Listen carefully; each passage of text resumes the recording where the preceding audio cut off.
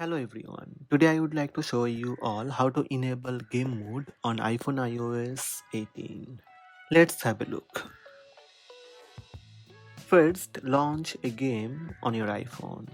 As soon as you start the game, you should see game mode on at the top of the screen. If you wish to disable game mode, simply tap on the pop-up alert and you will see game mode off. Or you can swipe down from top right side of the screen, tap the name of the game from top.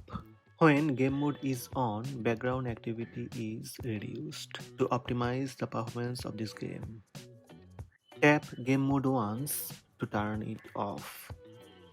Again, if you would like to enable game mode, swipe down from top right corner of the screen, then tap the game name from top. Tap once on game mode. Game mode enabled.